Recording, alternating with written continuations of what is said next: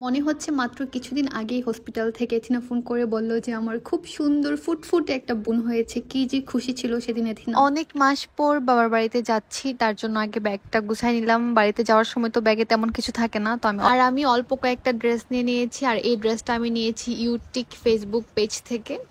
আর এখানে অল্প কিছু মেকআপের জিনিস নিয়ে নিতেছিলাম, কারণ আইদার যেহেতু বার্থডে আছে তো একটু হালকা সাজুগুজু করবো। জানি না সাজ করতে পারবো কিনা, কারণ যেই পরিমাণ গরম, এই গরমে সেজে তেমন কোনো একটা লাভ নেই। তো সকাল সকালে আমি বের হয়ে গেছি। যদিও আমার আরো সকালে যাওয়ার কথা ছিল, কিন্তু আমি ঘুম থেকে উঠতে পারিনি। একবার তো আমি আমার যাওয়াটা ক্যান্সেল করে দিয়েছিলাম। পরে দেখলাম যে এথিনা অনেক বেশি মন খারাপ করে ফেলছে। তার জন্য ভাবলাম যে না, যেরকম ভাবেই হোক আজকে যাইতে হবে। আর এই জামাটা কিন্তু আমি ইউটিক ফেসবুক পেজ থেকে নিয়েছি। এই জামাটার লং ছিল 47 ইঞ্চি, তারপর উড়না ছিল 5 হাত, সালোয়ার ছিল 2.5 গজ, আর আলাদা করে এক্সট্রা হাতা ছিল, মানে হাতের কাপড় আলাদা করে দেওয়া ছিল। আর উড়নাতেও আলাদা করে টার্সেল দেওয়া ছিল। অনেক বেশি রিজনেবল প্রাইসে আপনারা ওদের পেজে ড্রেসগুলো পেয়ে যাবেন। আপনারা চাইলে পেজটা ভিজিট করতে পারেন। আর এদিকে আমি তো ঘামতে ঘামতে শেষ। আমার অবস্থা এত খারাপ হয়ে গিয়েছিল, এত বেশি গরম, আমার একদম প্রেশার লো হয়ে গিয়েছিল ঘামতে ঘামতে। তো আমি বাসায় এসে ফ্রেশ হয়ে খাওয়া দাওয়া করে তারপর একটু বের হলাম কুয়াশার শ্বশুর বাড়িতে যাব। তো আমি ভাবতেছি ব্রাউনবাড়ি আসলাম, নিজের শ্বশুর বাড়িতে না গিয়ে কুয়াশা শ্বশুর বাড়িতে যাচ্ছি। আর আন্টির বাসা আমাদের সবার জন্য একদম মনে হয় যে নিজেদের বান্ধবীর বাসা। যখনই ব্রাউনবাড়ি আসা হয় বা সুযোগ পেলে আন্টির বাসায় যাওয়া হয়, তো বাসায় গিয়ে দেখি যে আন্টি নেই, আন্টি গিয়েছে বিয়ের দাওয়াত খেতে। আর এদিকে হচ্ছে এথিনা আর এথিনার বান্ধবী দুজনে মিলে অর্ধেক সাজানো প্রায় কমপ্লিট করে ফেলছে। তো আমি গিয়েছিলাম, আর যাওয়ার পর এত গরম লাগতেছিল, ওই দিন এত বেশি গরম ছিল যে মানে কোনো কাজ করা যাচ্ছিল না। তারপর ফ্যানও চালাতে পারতেছিলাম না, সবকিছু এলোমেলো হয়ে যাইতেছিল। আর এদিকে হচ্ছে আমি একটু কুয়াশার রুমে গেলাম, গিয়ে একটু নিজেরা দেখতেছিলাম যে কি পরিমাণ টায়ার্ড হয়ে আছি আজকে আমরা সবাই। আর গরমের কারণে আরো বেশি অসুস্থ ছিলাম, সবারই খুব খারাপ লাগতেছিল। আর এদিকে হচ্ছে আইদাও চলে আসছে, আমরাও মোটামুটি রেডি হয়ে গেছি।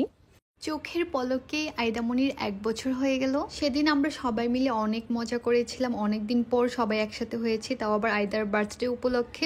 যদিও আইদার বার্থডে ছিল 18 সেপ্টেম্বর, কিন্তু আমরা সেলিব্রেট করেছি 20 সেপ্টেম্বর।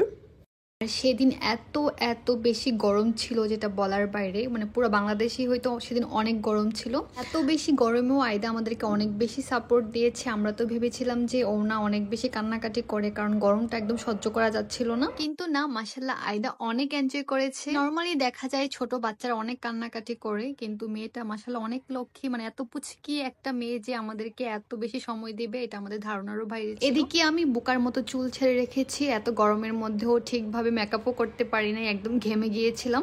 আর মূলত আমার জন্যই অনুষ্ঠানটা 20 তারিখ করা হয়েছে, না হয় 21 তারিখ করা হইতো, কিন্তু 21 তারিখ কিন্তু ভালোই ঠান্ডা ছিল, 20 তারিখের মতো এত গরম ছিল না। আর এখানে আমরা সবাই মিলে ফটোশুট করতেছিলাম, যে এটাই সুযোগ, এখন ওর মনটা অনেক ভালো আছে, এখন ভালো করে ছবি টবি তুলতে পারবো। এদিকে সবাই ব্যাক ক্যামেরায় আয়দাকে হাসানোর জন্য চেষ্টা করতেছে, ওর জন্য মনোযোগ ক্যামেরার দিকে থাকে, এর জন্য সবাই বেশি বেশি করে ওরে ডাকাডাকি করতেছিল। এই জিনিসটা আমার কাছে অনেক ইন্টারেস্টিং লাগছে, যে আসলে একটা ছবির পেছনে কতগুলা মানুষের প্রচেষ্টা থাকে, এটা আসলে ব্যাক ক্যামেরা না দেখলে বোঝা যায় না। এখানে কাপ কেক আর আইদার জন্য বার্থডে কেক দুইটাই আমার অনেক বেশি পছন্দ হয়েছে, আর খেতেও অনেক বেশি স্বাদ ছিল। তো আমি এখানে একটু চেক করতেছিলাম যে কোনটা খাওয়া যায়।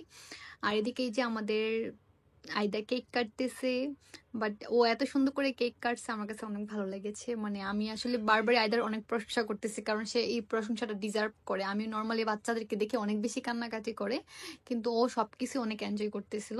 এই যে ওরা একটুখানি কেক খাওয়াই দিলাম। কেক কাটা শেষে এখন সবাই যার যার মতো ছবি তুলতেছিল, আর আমি এদিকে কাপ কেকটা কখন খাবো এই সুযোগটা খুঁজতেছিলাম, যে কাপ কেকটা খেয়ে দেখে কেমন, কারণ আমাদের ব্রাউন বেড়াতে নাকি ওদের কেকটা অনেক মজা, মানে এটা একটা হোমমেড কেক। আর এদিকে হচ্ছে আমি চুলগুলোও বেঁধে নিয়েছি, কারণ আর পারতেছিলাম না গরমটা সহ্য করতে।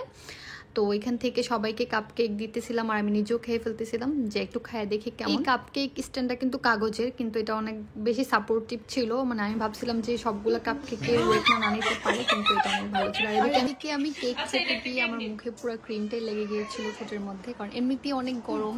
হালকা একটু মেকআপ করেছিলাম, যেটা কিনা গলে গলে পড়ে যাচ্ছে, আপনারা দেখতেই পাচ্ছেন যে কিভাবে গলে গলে যাচ্ছে। আর আমাদের আন্টি, মানে আমাদের বান্ধবী আর কি, আমাদের বড় বান্ধবী, সে সবাইকে খাবার সার্ভ করতেছিল। আর এগুলো হচ্ছে সালমা আপু বাসা থেকে রান্না করে নিয়ে আসছিল, খুবই মজা ছিল। মোরগ পোলাও ছিল, আর এখানে মূলত পোলাও আর রোস্ট ছিল আর কি, ওইটাকে আমরা মোরগ পোলাও বানাই দিছি।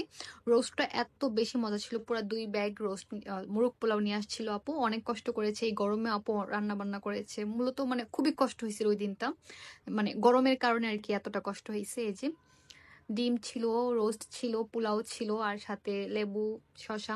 খুবই মজা ছিল, আর সবাই মিলে আমরা অনেক মজা করে খাবার খেতেছিলাম একসাথে বসে। আর এরকম ভাবে ওয়ান টাইম যে প্যাকেটে আমরা খাবারগুলা সার্ভ করেছিলাম, যার জন্য আমাদের কষ্টটা একটু কম হয়েছে, না হয় আরো অনেক বেশি থালাবাটি ভরতো।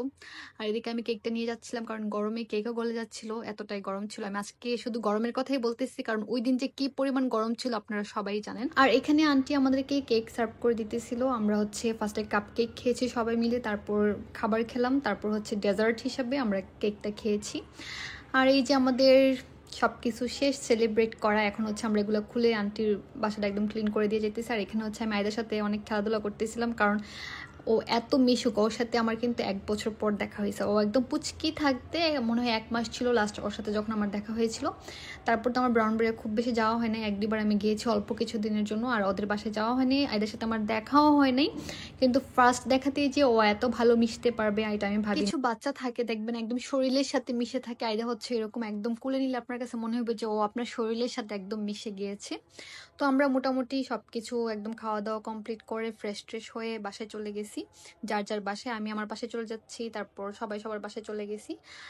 আর বাসায় যাওয়ার পর আর খাওয়া দাওয়া করি না, কারণ সেখান থেকে অনেক বেশি খাওয়া দাওয়া করে গিয়েছিলাম। আর এদিকে দেখি যে আমার আম্মু আমার জন্য গ্লাসে দুধ দিয়ে গেছে খাওয়ার জন্য, তো খেলাম আর কি।